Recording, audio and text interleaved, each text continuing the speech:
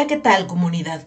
Bienvenidos a un nuevo video. La historia que les traigo hoy es una de muchas que existen en el país de Ecuador, de las cuales realmente son perturbadoras. Daniel Camargo nació en 1930 en La Mesa, Cundinamarca. Vivió bien hasta la muerte de su madre, cuando su papá se casa con una mujer que sufre problemas psicológicos y lo obliga a vestirse como una niña para compensar su deseo frustrado de tener una hija. Desde niño le tocaba asistir al colegio con un vestido puesto por los delirios de su madrastra. Daniel Camargo Barbosa fue apodado el monstruo del Charquito por ultrajar y estrangular a más de 170 menores entre 10 y 14 años en Colombia y Ecuador. Tras el amplio expediente criminal construido entre 1974 y 1990, en el que tuvo una cómplice que fue su pareja, a eso se le sumaba el rechazo y maltrato físico y verbal que sufría de parte de la madrastra. Ya mayor se casa y al poco tiempo descubre a su esposa con otro hombre en su propia cama. Este fue el punto de quiebre de su odio hacia las mujeres. Conoce a una joven con quien mantiene una relación sentimental porque, supuestamente, era virgen. Al darse cuenta de que no era así, le advierte que debe de pagar su mentira y ayudarlo a encontrar menores que sí lo sean. De esa forma se convierte en su compañera de crimen y juntos diseñan una estrategia para conseguir víctimas. Camargo se hacía pasar como vigilante de almacén para acusar falsamente de robo a menores previamente seleccionadas. La retenía y, en ese momento, aparecía su amante como una persona que las quería ayudar. Así, se ganaban su confianza y las llevaba a una cafetería donde les ofrecía comida o bebida para drogarlas. Luego, la pareja se llevaba a las niñas a su propia vivienda, donde eran ultrajadas y asesinadas por asfixia mecánica.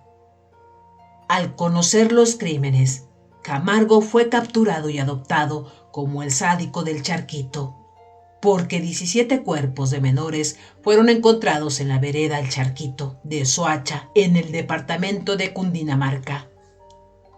Él a las chiquillas las engañaba mostrándoles la Biblia. Les decía: quiero que entiendas, soy una persona sana y tranquila. Camargo les pedía a las menores que lo acompañaran al lugar donde supuestamente iban a construir una iglesia. Cuando las menores accedían, las llevaba a algún sitio donde podía ultrajarlas y asesinarlas.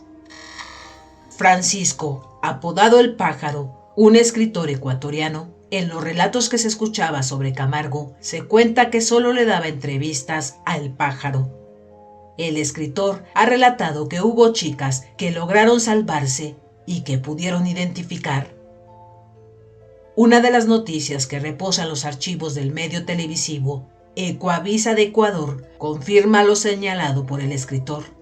En el video se escucha el testimonio de una joven que logró salvarse. Ella cuenta: él era extraño y me convenció de tal manera de que lloró y me dijo: señorita, se lo pido en el nombre de nuestro Señor, porque yo soy un evangélico que no le hago mal a nadie.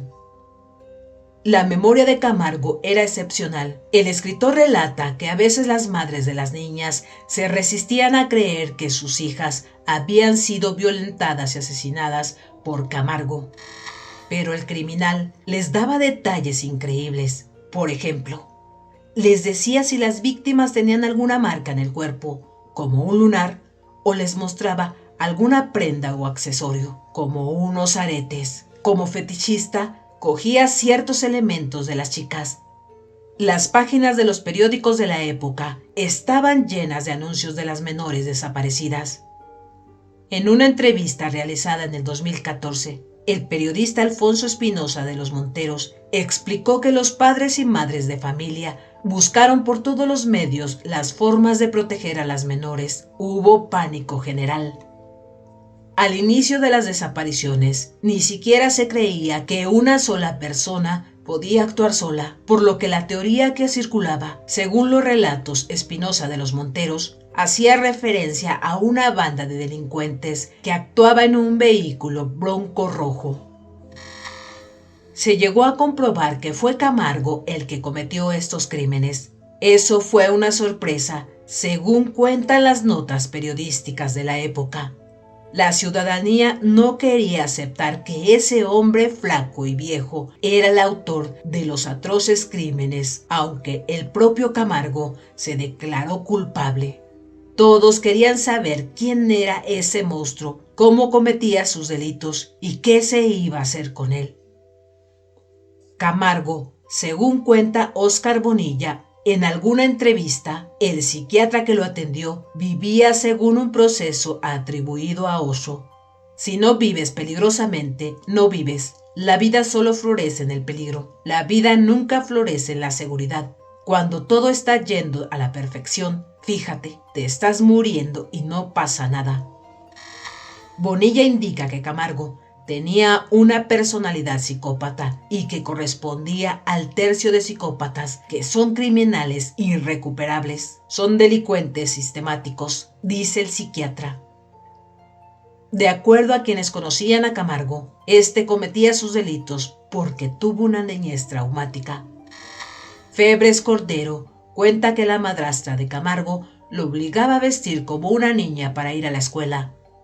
Por su parte, Bonilla indica que Camargo vio cómo el sacerdote de su parroquia embarazó a una de sus hermanas y, en otra ocasión, observó que el sacerdote de su colegio abusaba de menores.